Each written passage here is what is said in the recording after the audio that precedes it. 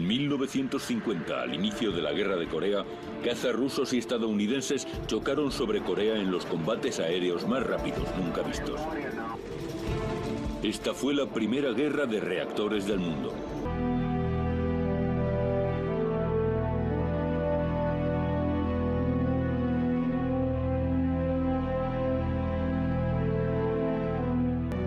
Esos pilotos estaban a punto de participar en una nueva clase de guerra aérea.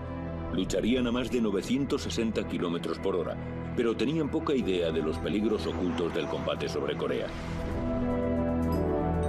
La guerra empezó en el verano de 1950, cuando las fuerzas comunistas del norte invadieron el sur.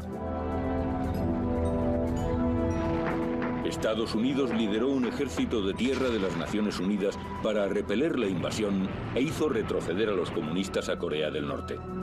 Pero luego, en otoño, cientos de miles de refuerzos chinos entraron en tropel por la frontera de Corea para apoyar a sus camaradas de armas.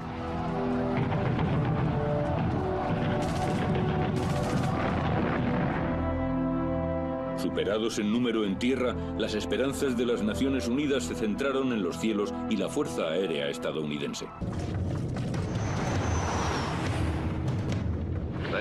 Entraron en combate sin dilación, atacando objetivos militares y prestando especial atención a las líneas enemigas de comunicaciones y suministros.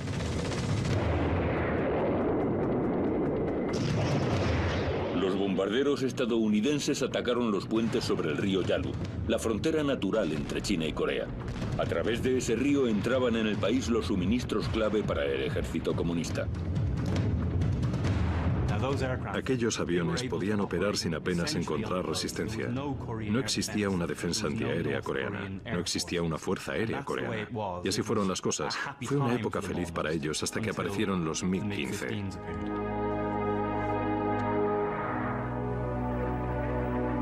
Cuando este elegante avión plateado entró en picado en Corea, era el avión más rápido en los cielos.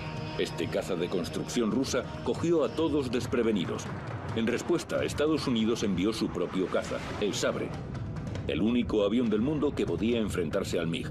Ambos aviones eran sorprendentemente parecidos. De hecho, cuando ocurrió el primer ataque de los MiG, los pilotos llamaron y dijeron: estamos siendo atacados por Sabre, nos están atacando los nuestros. Los MiG-15 eran veloces, estaban muy bien armados, subían rápido, podían cortar entre las formaciones estadounidenses y volver a desaparecer casi antes de que los pilotos supieran qué había pasado. El MiG y el Sabre chocaron por primera vez en una estrecha franja de espacio aéreo a lo largo de la frontera chino-japonesa. Se hizo famosa como el MiG Ali. El MiG Ali seguía la ruta del río Yalu, cercado por montañas y con frecuencia cubierto de nubes. Era un lugar peligroso para volar, especialmente a velocidades de 800 kilómetros por hora.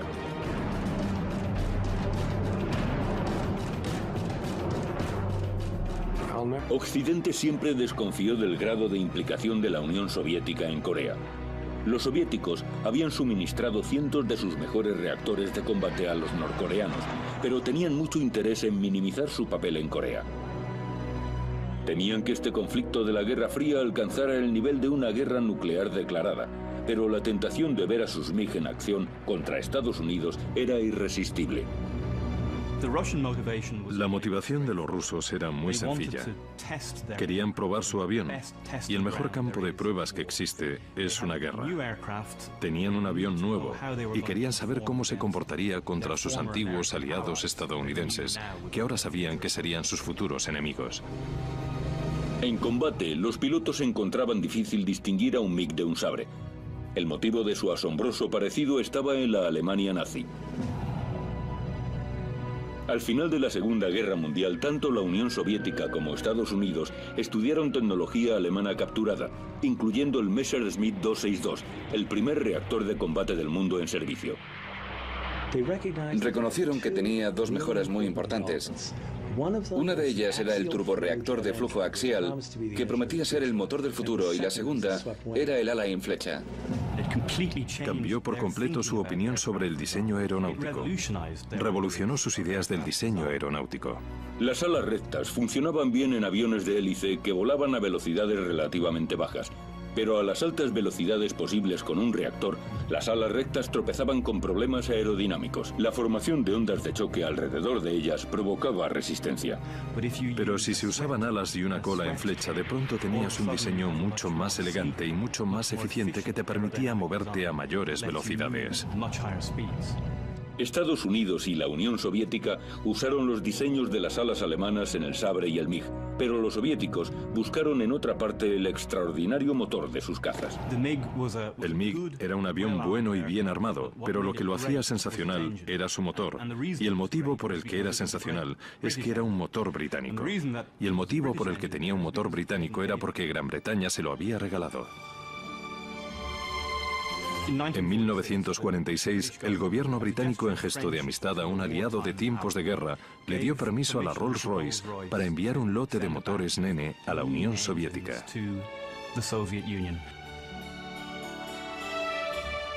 El Nene era el motor a reacción más potente de su tiempo y Rolls-Royce era el líder indiscutible en tecnología de reactores a la sazón. Pero la cruel ironía es que pocos años después, cuando estalló la guerra de Corea, pilotos aliados, pilotos británicos, se encontraron atacados por un avión propulsado por un motor británico. La Fuerza Aérea Estadounidense. Muchos eran héroes de la Segunda Guerra Mundial.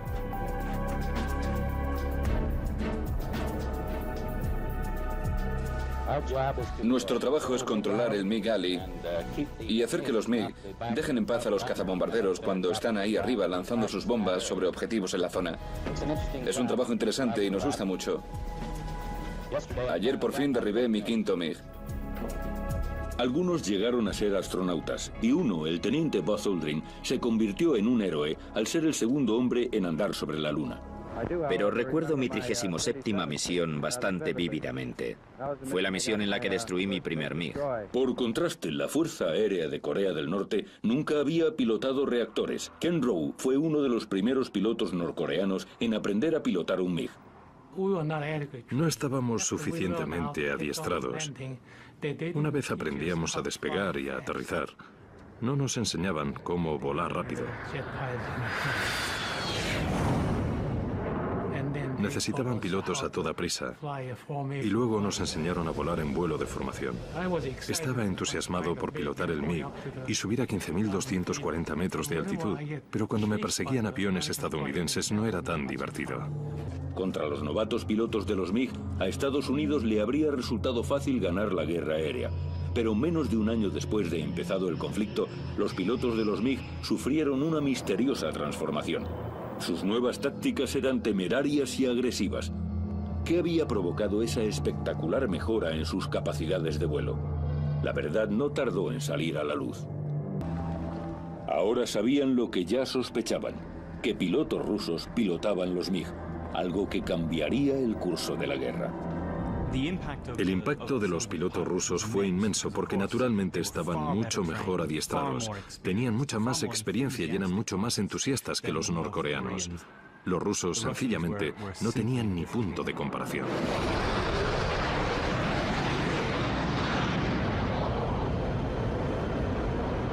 Durante 40 años el papel de los soviéticos en Corea se mantuvo en secreto y solo ahora los pilotos pueden reconocer su presencia encubierta de esta forma. Sergei Kramarenko voló en secreto en Corea y llegó a ser uno de sus máximos ases. Era una misión secreta. Y ni antes ni después de la guerra se nos permitió revelar que íbamos a volar para los norcoreanos contra los estadounidenses. Era alto secreto.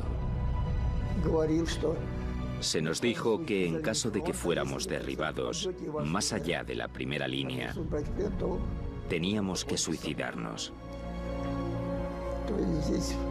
No rendirse era lo que le convenía al Estado para mantener el secreto militar. De descubrirse el secreto, los rusos temían que el conflicto de Corea desencadenara la Tercera Guerra Mundial. Los estadounidenses temían lo mismo, así que aunque sabían de los pilotos rusos, nunca lo reconocieron públicamente. Ambos bandos guardaron el secreto. El coronel Orlov era un oficial de inteligencia soviético en Corea del Norte. Se le ocultó al público estadounidense por si exigía que se hiciera algo contra la Unión Soviética. En esa época, Rusia ya tenía la bomba atómica y ni Washington ni Moscú querían exponerse a una guerra nuclear declarada.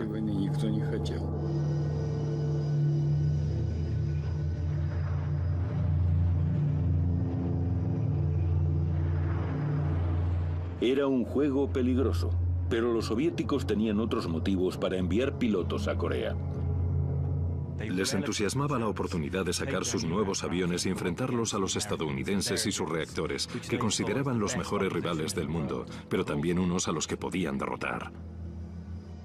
Los soviéticos y las Naciones Unidas usaron tácticas muy distintas en la batalla por la supremacía aérea. La formación táctica de los Sabre se basaba en torno al líder y el piloto de flanco. En esencia, el piloto de flanco trabajaba a poca distancia suya, como un par de ojos adicional, para vigilar y proteger al líder, mientras éste entablaba combate con el enemigo. Si añadimos otro elemento a eso, tenemos la formación 4 dedos, un grupo de 4. Lo que esto suponía era que teníamos una formación muy fluida que podía separarse en dos elementos de dos, sin romper con ello el inviolable vínculo entre el líder y el piloto de flanco, mientras entablaban combate aéreo con el enemigo. Los pilotos estadounidenses tenían que tomar sus propias decisiones en combate, pero los soviéticos eran dirigidos desde bases en tierra conocidas como interceptores de control de tierra. Los oficiales de intercepción del control de tierra situaban a los MiG para que cruzaran el río Yalu a gran altitud y a alta velocidad, justo en el momento en el que los pilotos de los Sabre, habiendo hecho su patrulla de rutina, iban con poco combustible. Los MiG bajaban en picado sobre los Sabre desde gran altura, haciendo una sola pasada a través de su formación, para luego volar hacia el Yalu e intentar volver a Corea del Norte antes de que los Sabre pudieran seguirlos. Los rusos no tardaron en conseguir un gran número de derribos. Los pilotos podían revelar algunos datos, pero lo que los rusos necesitaban también era capturar el propio avión. Queríamos capturar un Sabre y ellos querían capturar un MiG. Eso es muy normal. Las descripciones pueden resultar inexactas por las traducciones y el descifre. Es mucho mejor verlo con tus propios ojos y tocarlo con tus propias manos.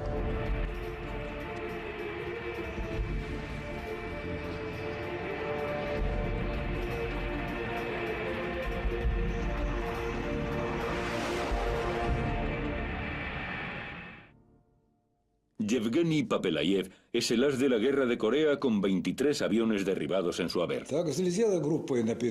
El escuadrón despegó para interceptar los cazas enemigos.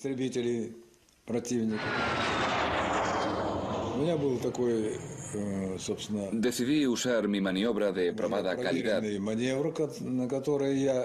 Di la impresión de que me desviaba a la izquierda y de inmediato me moví a la derecha.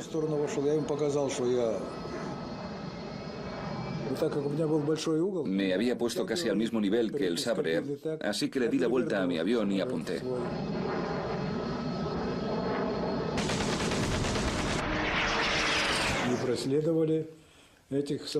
No me molesté en seguirlo una vez cayó.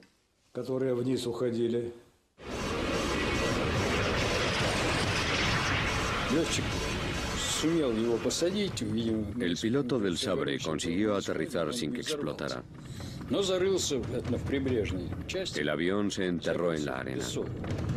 El piloto fue salvado por un equipo de rescate y abandonaron el avión. Mientras el piloto se ponía a salvo, una batalla estalló en torno a su Sabre. Los estadounidenses intentaron destruirlo para evitar que lo cogiéramos, pero fracasaron.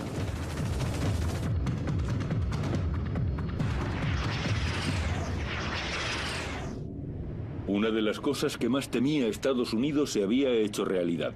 Su mejor caza había caído en manos soviéticas.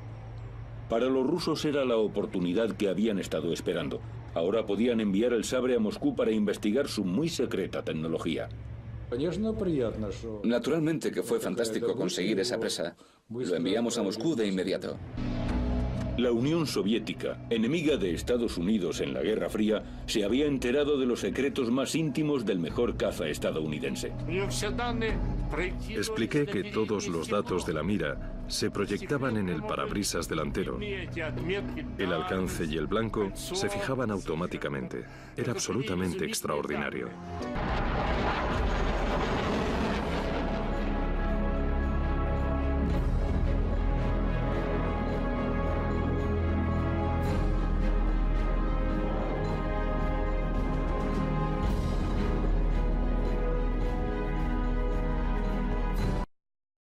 Gracias. Suscríbanse, solo denle al botón, tenemos cientos de videos, y constantemente nos actualizamos en base a sus comentarios.